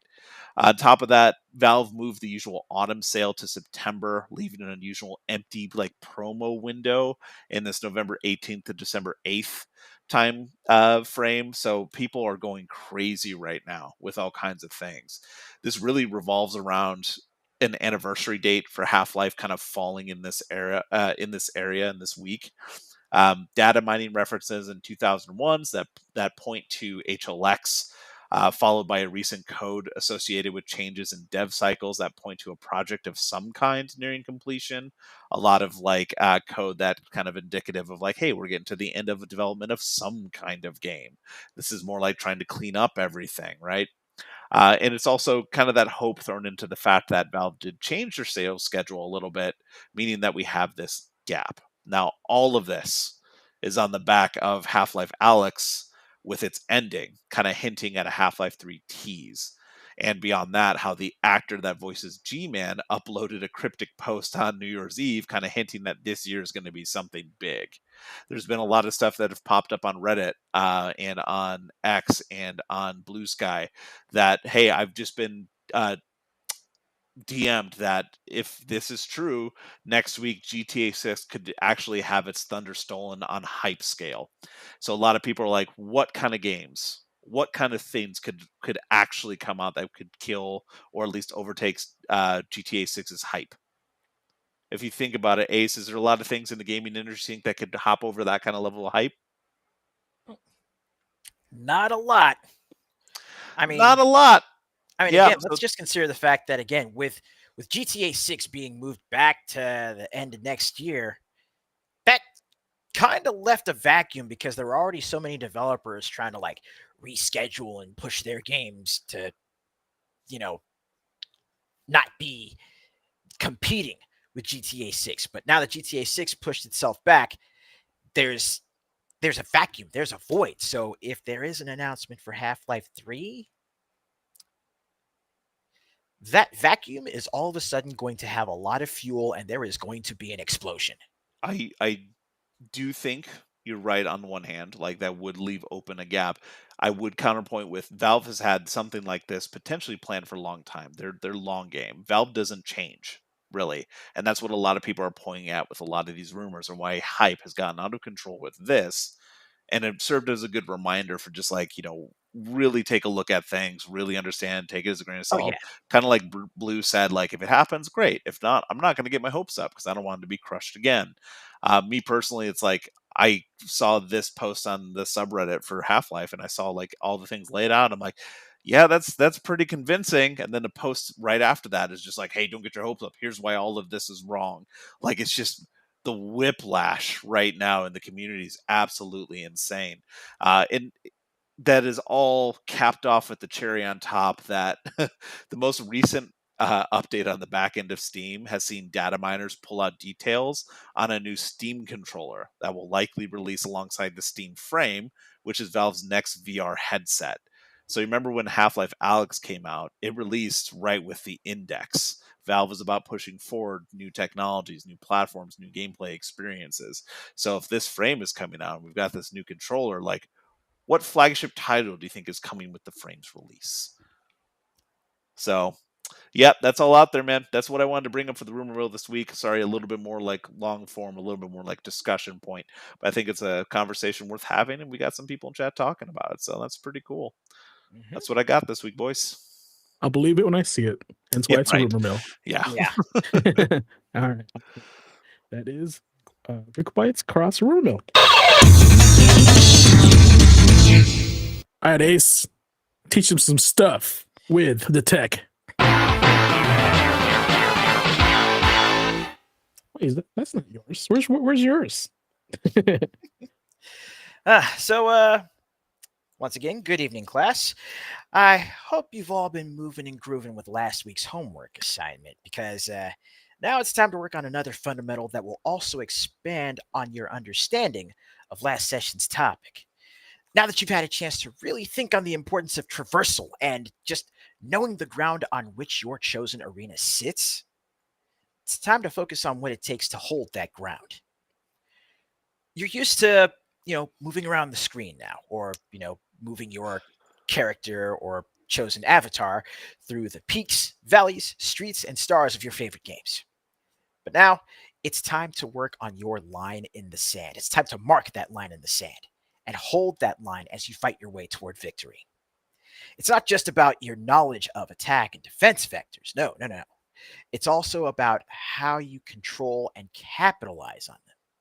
This is what I like to call the way of the spear. You see, once you start getting into the rhythm of game, it's there are a few things that come to mind that you start taking into account. Things like call and response, pattern recognition, reads, tells, gambits. Once you know your way around the battlefield, the next thing you want to practice is how to control it. For example, want to know why Sagat's such a powerhouse in just about every single game he's in? Space control. Tiger shots of varying heights and speeds to control the horizontal.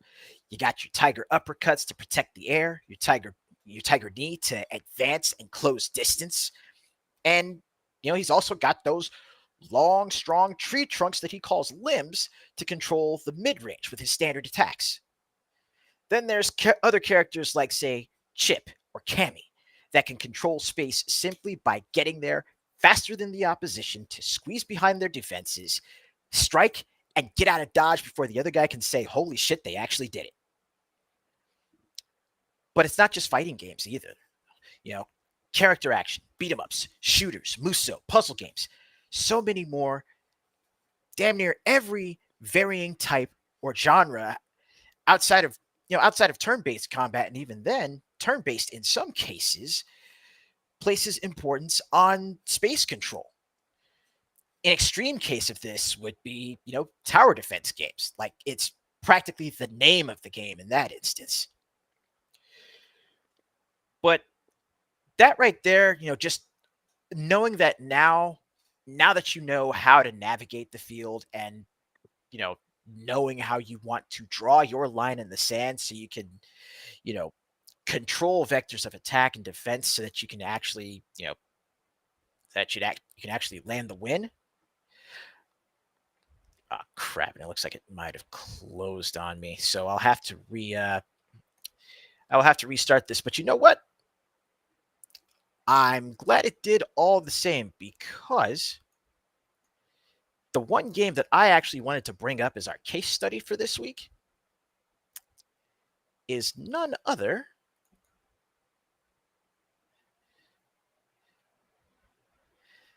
than Project Fight Forever. Give me just a quick sec to deal with these.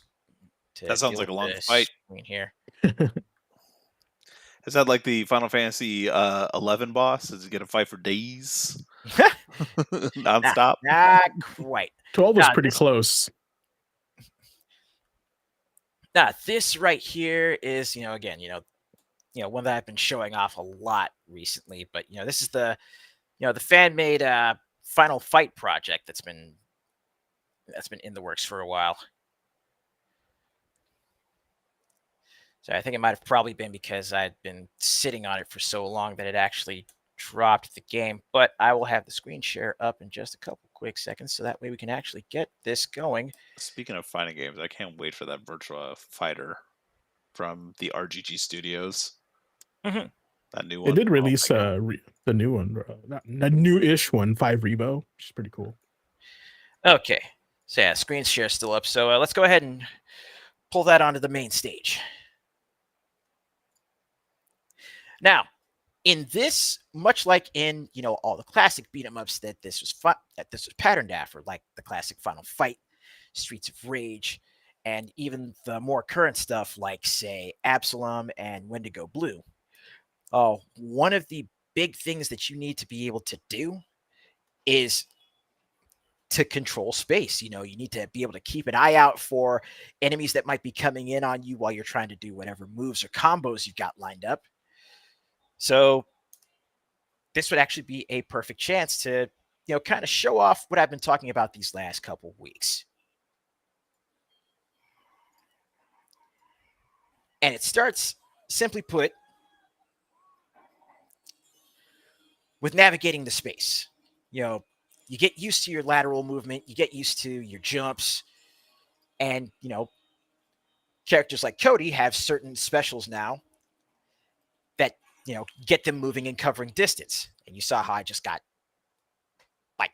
completely tanked right there. I tried to do that little dodge, and the guy got knocked over. Got.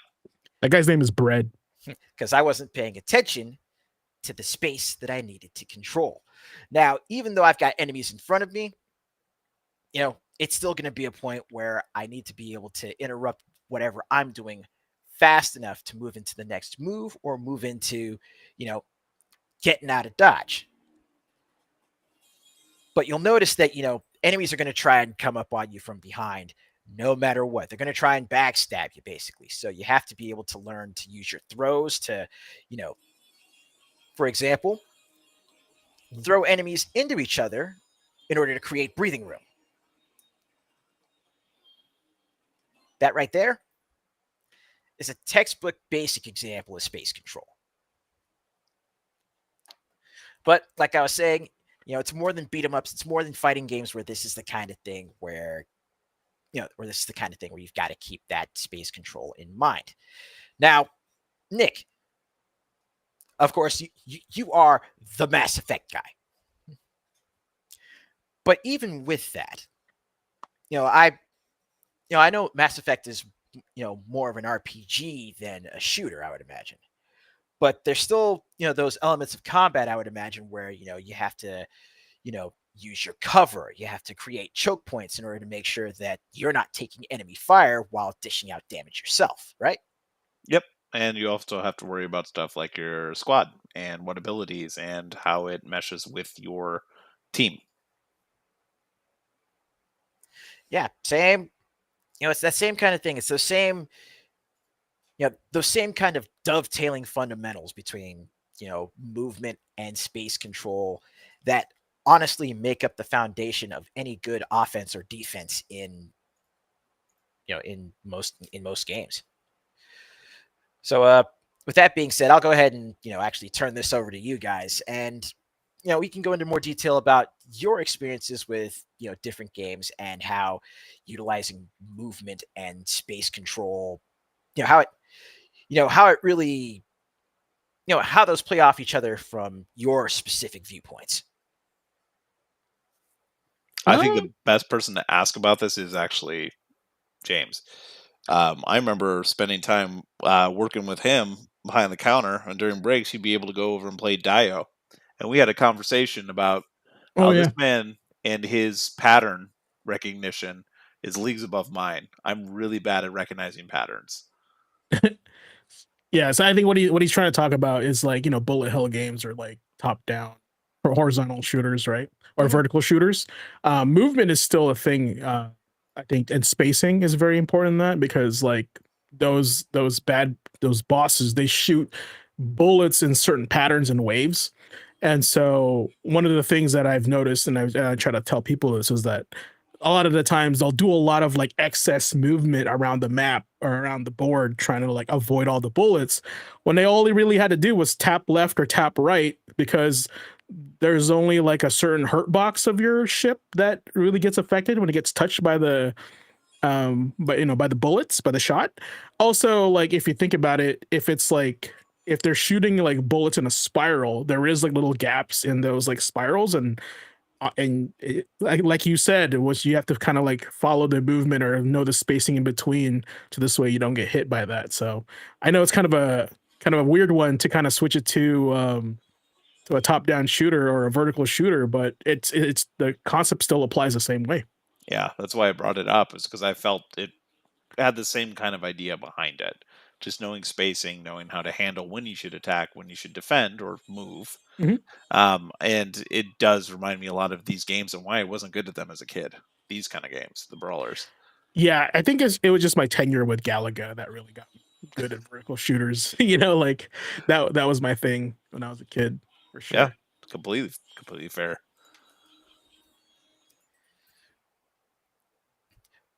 And again, it's just like you said. It's just like Andre said. Actually, moving and space control is important in anything, really. Again, this is another one of those fundamentals that you can take it even outside of gaming, and it's into stuff like combat sports like boxing. Again, not just protecting the kitchen. Using your defenses. Keeping the fridge closed so the other guy can't take your snacks. But then it's also being able to corral your opponent with your punches, using the hooks to corner space outside of, outside of straight on strikes, right? But honestly, like when it comes to space control, it's definitely one of those topics where, it's one of those topics where it needs to be discussed separately, simply from movement, because that's the kind of thing that will actually help people move from the basics of movement into, learning their specific characters, or learning, specific characters in a game. And then they can actually move on and have something of a better grasp of whatever offensive or defensive options you might have. And those we might be able to take a look at more in depth next session. But the crazy thing in boxing, they tell you like one of the best things you can be good in boxing is your footwork. If you're like a good striker but with terrible footwork, you still lose. So yep. So yeah, very footwork interesting. is definitely something that's important. But that being said, here's your homework for this week. Pick one character, even if it's the sole character in a single player game. So Jack, Ratchet, Sly Cooper, let's say Clive, if you decide to get into Final Fantasy 16, or if you play something like Devil May Cry, you've got Dante, Nero, and V, or something with a larger roster like say Dynasty Warriors. But pick a character and just take note of what moves that specifically, take note of moves that they have that specifically help you control space above, below, or around your character at various ranges. And at the very least, try to pick like 4 different moves from that character, just so that way you can build on your understanding and give yourself an idea of what they can do and how they apply the principles, not just of the way of momentum, but also the way of the spear. Braum is a great example. So if you get into Absalom, once you finally unlock him, like different trap spells that Braum has, like the Sigil of Hate, the Spiteful Tempest. Just again, just take a look at any of your favorite characters that you decide to use and see what makes them tick, how you use their anti-airs, what situations you use them in. Same with their projectiles, or even with slower characters, just how do you use their kit to draw your line in the sand? I think we need to have once a month do a top 10 list, and we need to do something about top 10 like names for finishing moves or fighting moves, because I didn't even know who that character is, and just seeing Andre in all caps go Sigil of Hate, Spiteful Tempest, I'm like, hell yeah, like those are awesome. That's so metal. Like, what are we talking about? Oh, let's just say Braum is unexpectedly metal. Not as metal as Metal Zangief. Actually, you know what? Yeah, we'll go ahead and do like a little, tech top 10. Yeah, I would love to have some more like ability fighting things. Like, I've went down this rabbit hole recently watching Maximilian's like rate the supers, because I'd seen a bunch of them before, but then I started like watching some of the more recent ones I hadn't seen in a while, and just like watching like the Naruto one when he's just like, what is this game, what are these supers, and I didn't realize how cinematic a lot of those were, because I had played some of the originals but not some of the new ones. It's just crazy, man. And that's why I was just like, after seeing like Sigil of Hate, I'm like, I want to see it with that kind of animation. That'd be so cool. But that being said, we'll get more settled into the tech top 10. Let's just make it, every 4th week we'll do something like that. But for now, practice your space control. Tie that in with the movement that you've been practicing over the past week. And, just remember what I like. Just remember what I like to always say at the end of these sessions. Although this is only the second time I'm saying it, but still, it's a good one to remember. Study hard, train smart, and may your combos always connect. That's the tech for this week, y'all. Nice.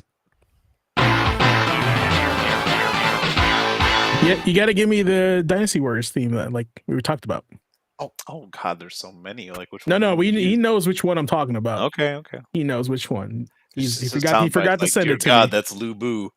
No, it's not that one. It's not that one. Speaking of Lu Bu, I would say he's technically not the final boss of the game, but he sure acts like one. So, I mean, there is really no final boss in Dynasty Warriors, but Lu Bu qualifies for that when he chases you around all across the map. So, all right, guys. So it's time for the final boss.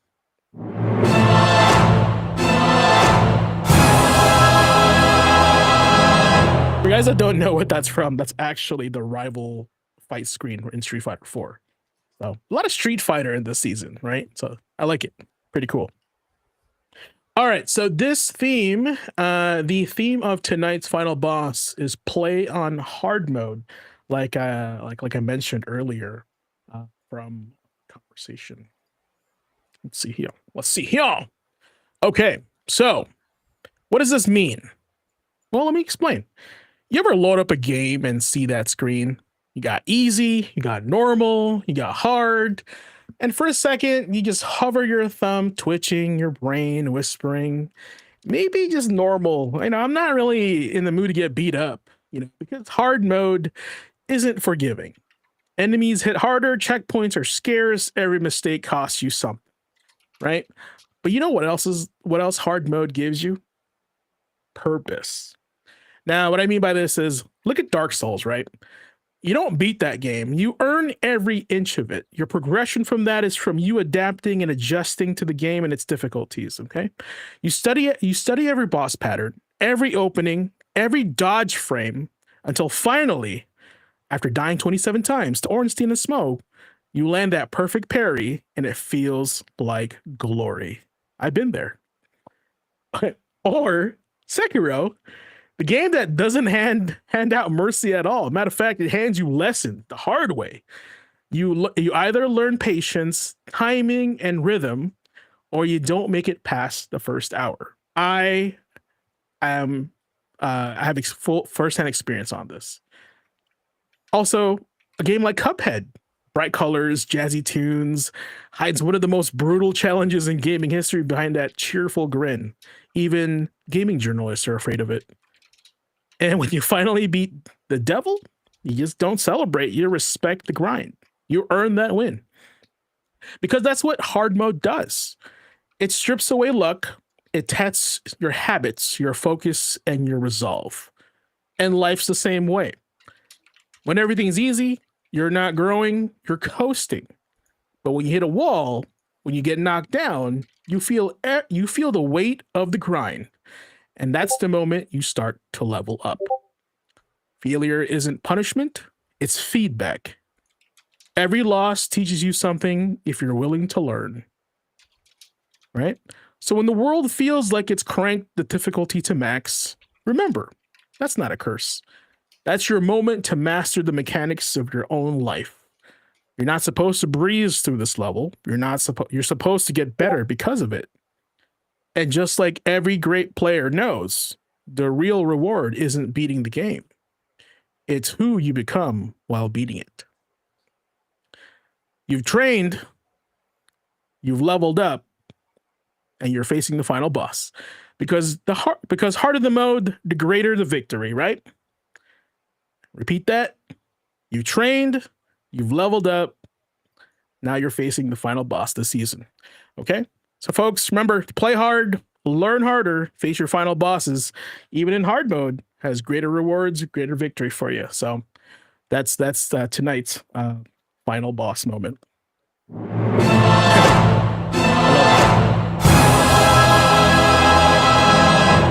I thought about actually putting the One Winged Angels intro theme to that, but then I was like, nah, that's too cliche. I think my camera froze, but I look like I'm very intently looking at your screen. Yep.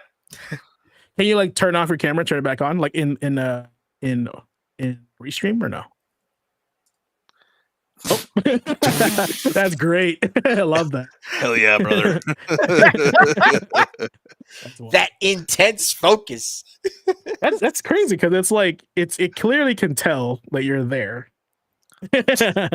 Brother. Frozen in fear. Frozen in fear. This is camera hard mode. That's a great metaphor too, Right. GQ. It is, man. Like I'm telling you, and this is funny because I actually had a meeting with the president a couple weeks ago, not a couple weeks ago, but a couple months ago, and we talked about comfort. We talked about kind of like what can we do to become a better person. Like this, I had a meeting with him, and we just chatted about self-improvement and seeing what's next, right, for the company and for me. And he pretty much said, I think you're too good at your job and you're kind of like, you're bored. And I think like you've just been living in like comfort and you need to change things up. And I was like, okay. I mean, I love the criticism. I appreciate the, I don't like the, you know, the critique, right? Mhm. And they offered me pretty much a promotion. And, you know, they were like, hey, I think you'd be really good at this, but you're going to have to want it, right? We're not going to force you to take it. So, of course, I took it, right? And it is like, it's new because I've had my other job for like almost 8 years, like maybe 7 years, right? And this is like my third, fourth month in this new position. It's a better position. There's more opportunity for you to make money. Like we're talking like 100K and so like at first it's scary because it's new, right? It's kind of the point I'm getting at. But you know, I did my research and I started applying those into segments of my daily, hourly, right, and then reapplying myself. It's like when you go from 8th grade, then you become a freshman in high school. You go from the top all the way to the bottom again in the next tier, right? You have to think about it that way, right? And so that's kind of how I felt with this new position. So it's all good. I think it's going to be good for me, and I wanted to share like that little slice of pie with y'all tonight. So, with that said, that wraps up tonight's class. From the old school benchmarks like Crisis to the unforgettable memories of Super Mario Galaxy, we learned that progress in games and in life isn't about easy wins. It's about the lessons we earn when the odds are stacked against us. Ace reminded us to keep moving forward, to find momentum even when we're stuck in the grind. And as always, Leet, the tragically Leet, drop the bites that keep our heads in the game and our hearts in the story. But the real takeaway? Life's not meant to be played on easy. Every struggle, every setback, every restart, it's training. It's leveling up. You've trained, you've leveled up, and you face the final boss. Because the harder the mode, the greater the victory. And that's it for tonight's class. GG's, guys. Thanks for joining all in chat. Jagos, drop in some, is that a clip in there? Andre, good to see you as always. I think I saw Ultra Bright Guy in there. Blue Right Bot, shout out to y'all. Don't forget, these are available to purchase 10% off using the code year1. All right. If you guys need the link, it's in the Discord. And if you have any questions, let me know. All right. And I don't know what happened to Nick. I think he just. Oh no, I'm still here. The camera's okay. on. All right. He's in stealth mode. Yeah, buy those things. Maybe one day I'll have a new camera. All right, guys. You have a good night. GG's. And until next time, class is dismissed.